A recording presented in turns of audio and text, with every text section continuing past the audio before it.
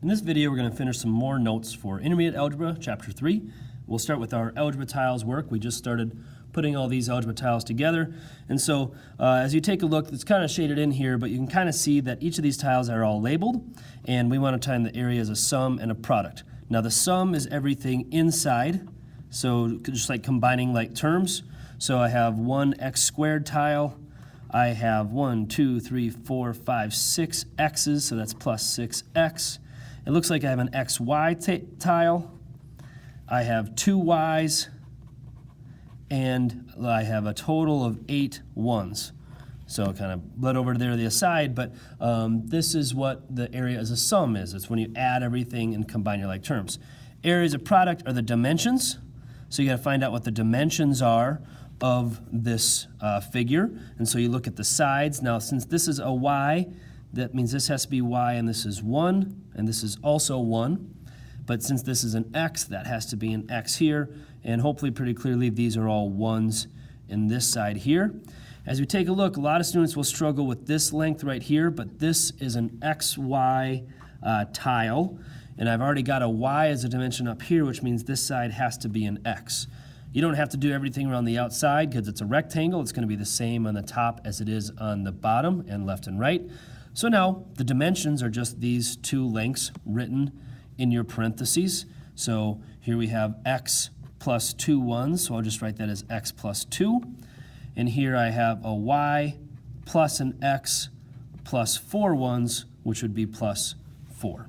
And so that's what we're looking for those types of problems, thinking of the area on the inside and the dimensions. Now the generic rectangle takes that and says, well, let's do this, but instead I don't want to have to write out all 4 x's or all 8 1s. And so I just have the dimensions already listed. So I can do the product, right, because that's the dimensions again. So that's already listed for us in this example. This is an x minus 4. And then you have 2x plus 5. I like to lead with my x's, so I'll put 2x plus 5 instead of 5 plus 2x. Now the area as a sum is again when you add everything inside, but I don't know what's inside yet, so I need to multiply. Remember, you're finding out what your area is, which is length times width, and so make sure you're multiplying those to get a total of 5x. 5 times a negative 4 is a negative 20.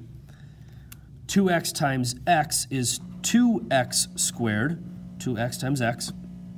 And then 2x times a negative 4 is a negative 8x. So you take those dimensions and you multiply. Make sure that you're multiplying to find out what is going on inside the generic rectangle, where you don't have to write everything out. Now the areas of sum is where you combine all your like terms from everything you've had. This is my only spot. I have an x squared. Do make sure you write that squared there. Sometimes students miss it. So you have 2x squared.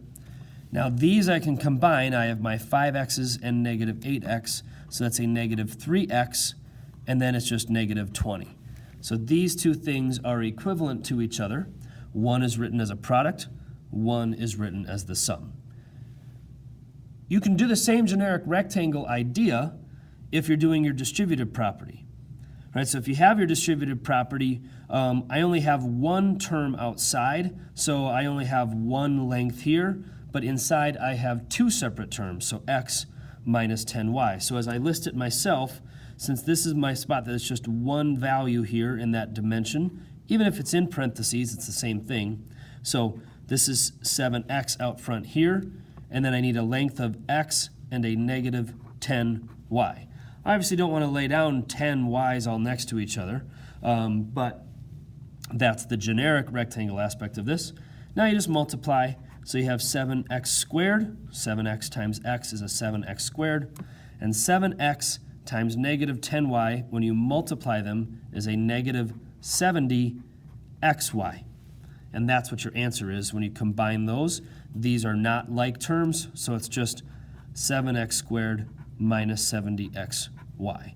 Now, many of you would maybe not even need the generic rectangle, but it's always good to see the connection. A lot of times we just put the little rainbow things in there and say you're multiplying, so that's what you're doing, 7x squared minus 70xy. It's the same thing. So one's just using kind of the graphic organizer, one is just talking about multiplication. And then finally, we have our combining like terms down here, where you take a look at these two separate examples. They're somewhat similar, but the big difference is that here we have a plus sign before the set of parentheses. Here we have a minus sign before that set of parentheses. So that changes how we approach it. I like to always rewrite it no matter what, even though there's not that much to rewrite for this first one, but it's good to reiterate that you don't change the sign of anything if it's a plus sign out front. Right, so there's nothing to change here. And then we just combine our like terms.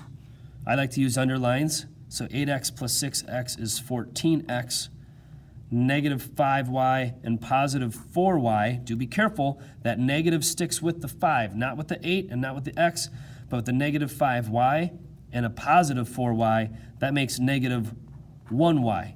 You don't need to write the 1 there, but just to reiterate that it's a negative 1. And then you have a positive 7 and a negative 2, which is a positive 5.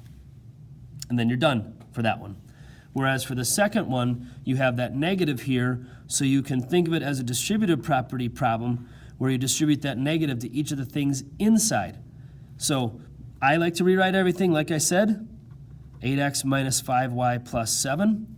But now you think, well, here I'm doing a negative times a 6x, which is a negative 6x.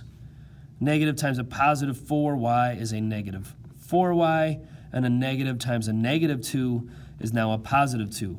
Do be careful that this is still a negative 6x for this first one. And now we combine like terms. So here are my x's again, but now that's a negative 6x.